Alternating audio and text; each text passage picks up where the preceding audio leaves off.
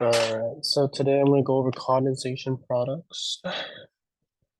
Let's start with aldol condensation. Aldol condensation.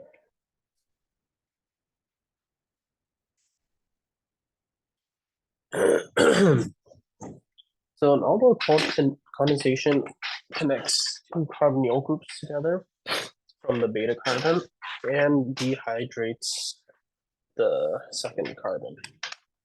Or sorry, the second molecule. Let's see if I have a sample here. Let's do this one.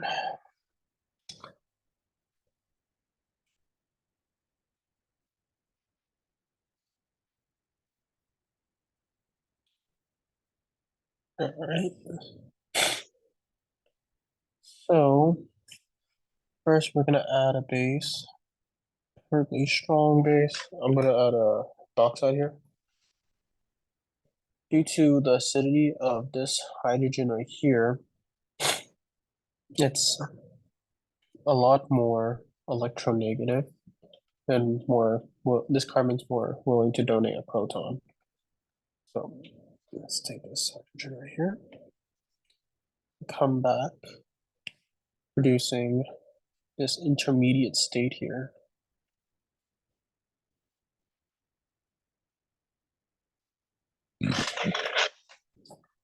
After producing this intermediate state, it's actually going to come back and kick up this carbonyl group right here.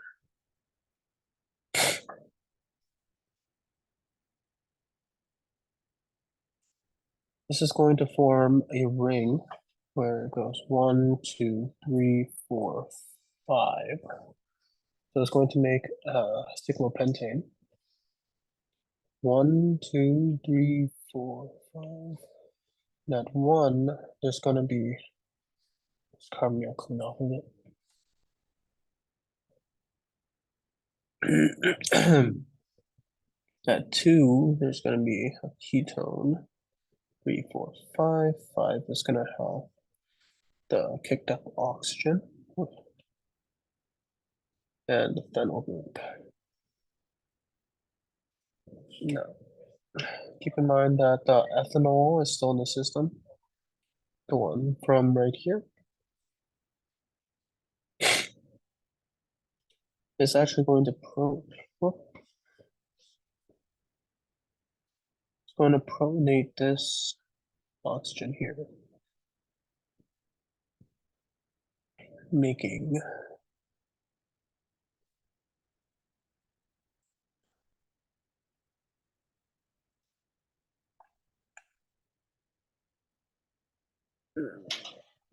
this alcohol right here. I'm just gonna rotate it one. Okay. Remember that the oxide is still in the system. Due to the fact that the oxide is still in the system, it's actually going to deprotonate the most acidic hydrogen here. Let me move this over real quick. It would be this hydrogen right here. And this will kickstart the dehydration process, producing this major product right here. Okay. So let's review. Okay. As you can see right here, there are other hydrogens. However, because of the resonance effect here and the induction right here, this carbon will be most willing to give the hydrogen, right? After we have the conjugate base here, this carbon is going to act as a very strong nucleophile and attack this highly positive, partially positive carbon right here, forming a ring. Right, 1, 2, 3, 4, 5, and kicking this oxygen up. because we don't want a carbon with 5 bonds. All right. And since we saw ethanol in the system, we have to pronate this oxygen in here, leaving behind this ethoxide. With this ethoxide, it's going to pull the next most acidic hydrogen and form a double bond in here, forcing this hydroxide to kick off. There's 2 reasons for this. Number one is high energy and pi. So this phenol right here actually gives a withdrawing, which allows for the hydroxide to get kicked off. And because of that, we're able to bypass the activation energy to kick off this hydroxide. Hydroxide normally is a bad leading group, but in this condition, it's able to get kicked off. That's minus and ethanol.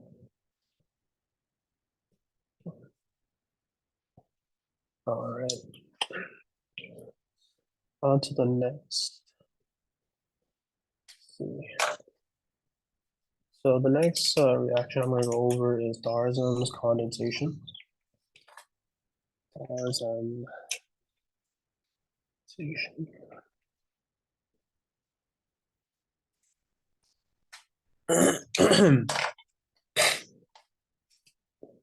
Within this reaction, there's already going to be 2 different compounds.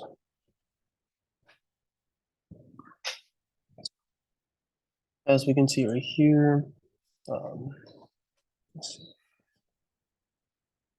there's a very electronegative atom in here and very electronegative oxygen here.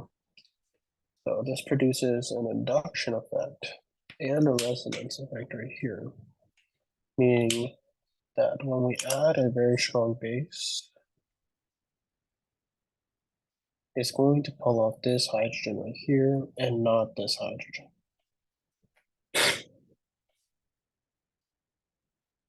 Okay. Right. I don't know what to respond here. 1 second. Okay. So this hydride is going to pull off this hydrogen here, which will form a double bond and resonate up to the oxygen. All right. What occurs next is resonance, which will form it will form this nucleophilic carbon here, this carbanion. This carbanion is going to act as a nucleophile and attack this other aldehyde right here, resonating up.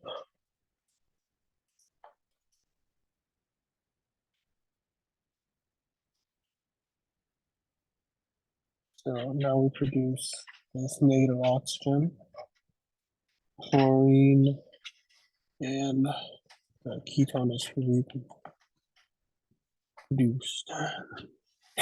Okay, since we have a negative oxygen and a very good leading group, this chlorine right here, we're able to actually attack the chlorine and kick it off. Oh, I forgot the potassium ion right here. So this potassium is just a spectator ion, but it's always important to draw it in, because in the final product, you're going to be producing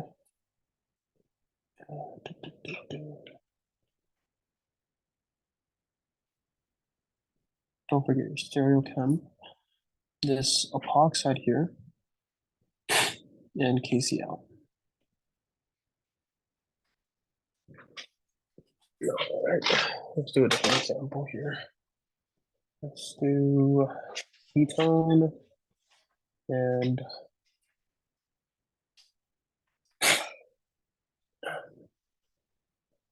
cyclohexane with PBr. So KH is in the system again.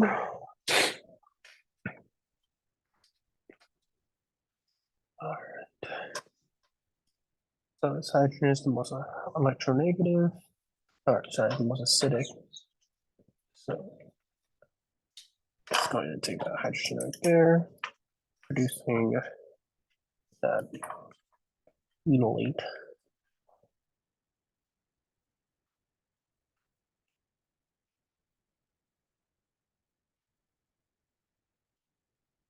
Right.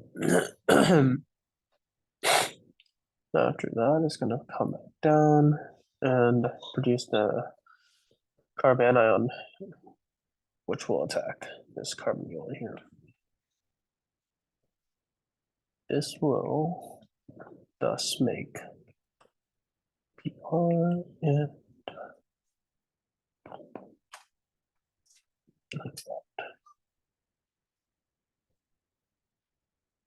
again forming this epoxide here.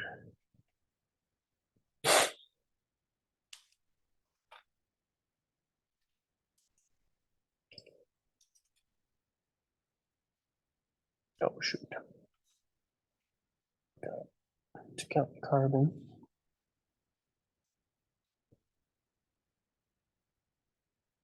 Let's see here. Okay. For the next reaction, let's see. Henry reaction.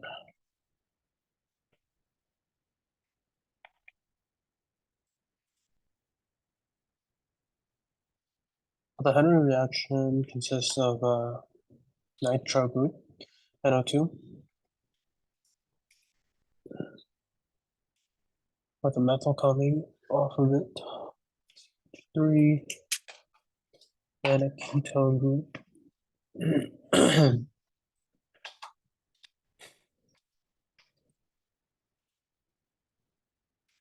Adding in a base here is going to start coming to this right here. Base is going to pull off the hydrogen.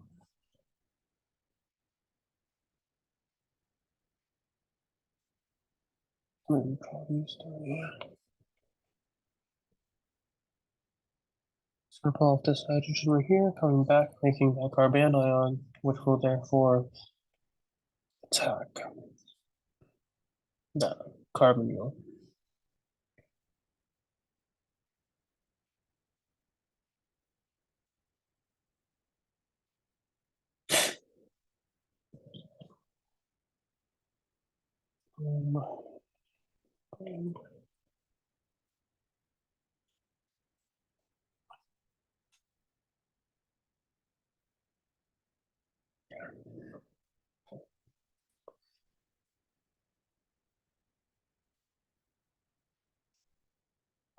Since we still have the ethanol the system from right here, ethanol is going to protonate this oxygen right here.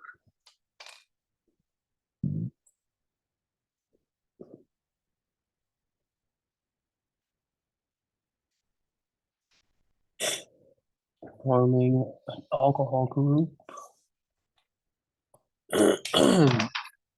The oxide is actually going to come back, pull off the next acidic hydrogen, and force this alcohol to come get off.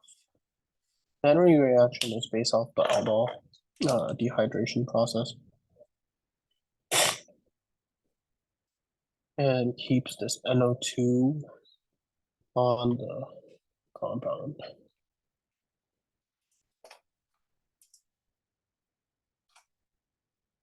Oh, I think something was wrong. So this is going to be transferred just due to steric effect, and yeah.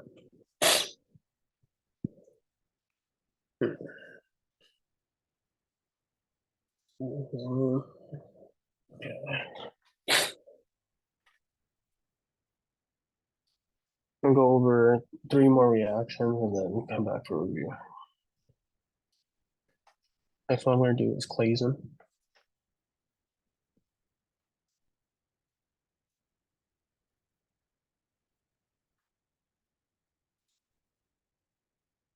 Calisen is pretty similar to the one previous. However, this is not a bimolecular reaction, it's a unimolecular.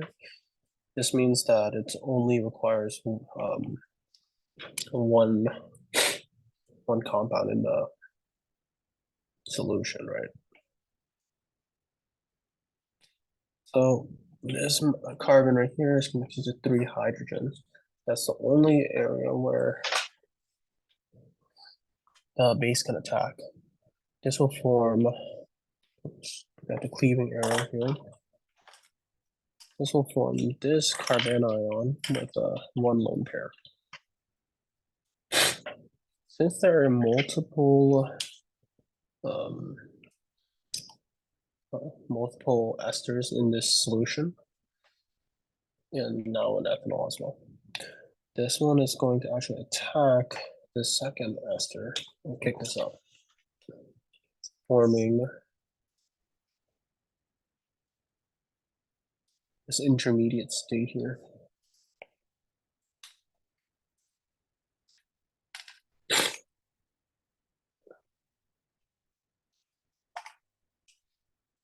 And to reform this carboxyl, this ethoxide is going to get kicked off and be reproduced, forming this product right here. However, since there's a very high number of ethoxides in the system, it's actually going to pull off this hydrogen right here, since it's the most acidic, forming another native carbon ion here. To kind of take away this carbon ion, we have to add either just a dilute HCl or HCl in water, anything that's slightly acidic, just to get rid of that carbon ion and get the product we want.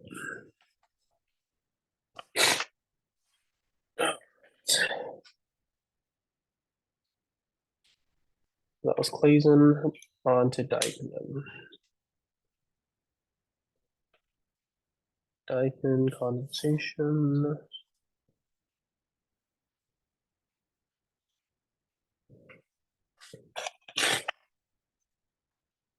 Let's see.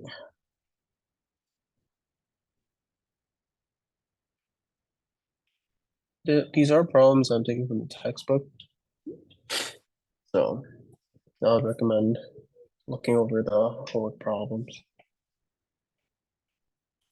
As you can tell, this is a very long dike.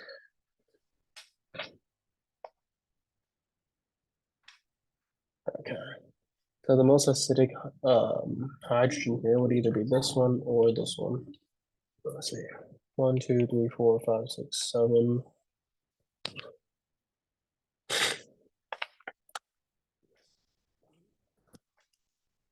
3, 4, 5. So since this is actually symmetrical, it doesn't matter which one you take. Just take this one. And it's going to form a double bond right here, which will kick up this oxygen. 1, 2, 3, 4, 5, 6, 7. Oop. And now resonate back down, form that carbon ion.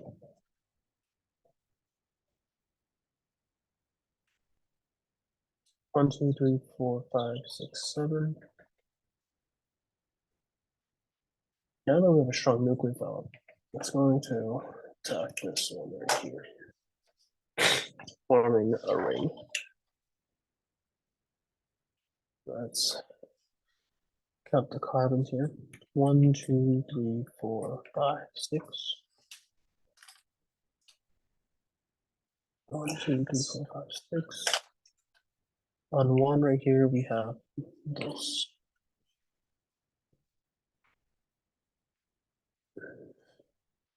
And on 6, we have the new oxygen and ester group. Oh, sorry, the oxide group. Okay. This will resonate back down. Kick off this ethoxide. Having more ethoxide in the system, meaning very basic solution. We're in here. And since it is a very basic solution, a lot of ethoxides, it's going to pull off the most acidic hydrogen, right?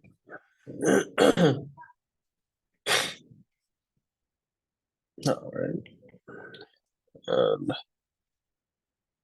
Similar to all the other reactions here, we're going to have to add dilute acid to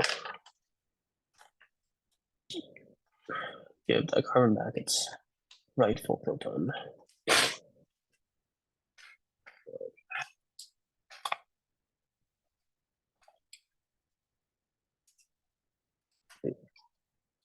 I think I'm going to stop here for all the reactions. Let's go back to Aldol condensation again. So,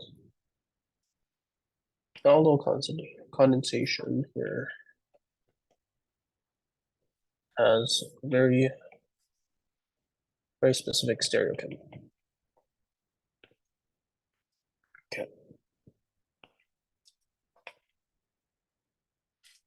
Let's take this, for example, here. After adding a base, right, it's going to take this hydrogen right here, which would mean that this carbon ion is formed.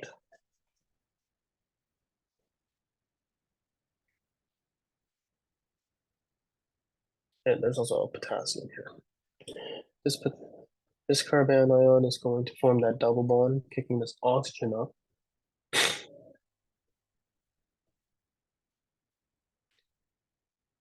Producing the trans enol.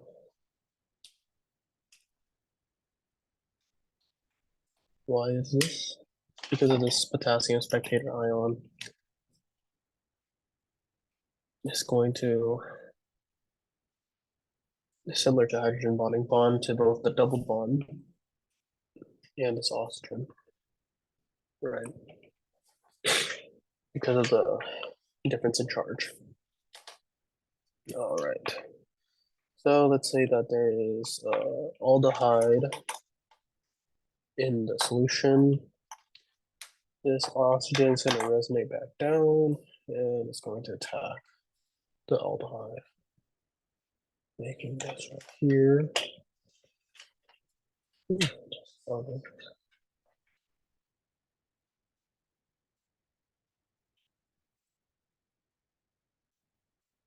But how about that stereochemistry? So, because it was trans earlier, this is actually going to go back facing. Well, this goes front facing, being anti to each other. All right. Now we're going to add dilute hydrochloric acid to form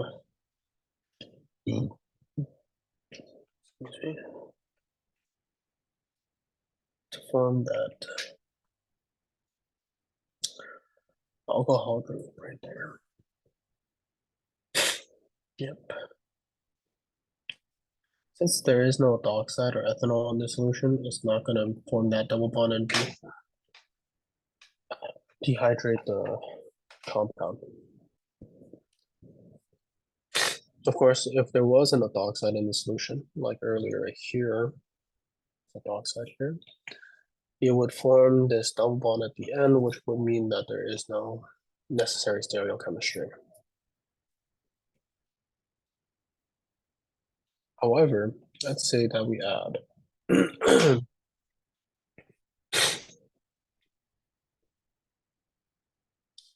HMPA.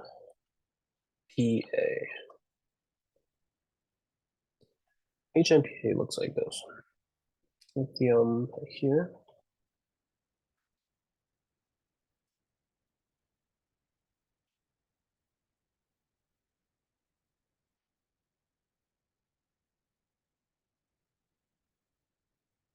And there's actually 3 of them, so.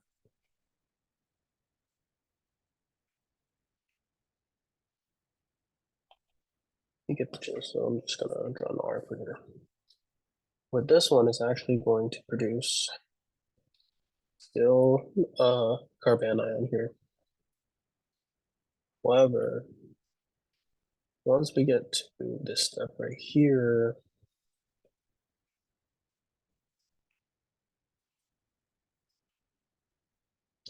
it's going to form a cis with oxygen, therefore forming in addition. Once we add the HCl and attack the aldehyde, it's going to be syn addition, meaning that they're both front facing. All right. Let's see. So we went over aldol condensation and the stereochemistry. Diazem just produces an epoxide, right? Henry reaction.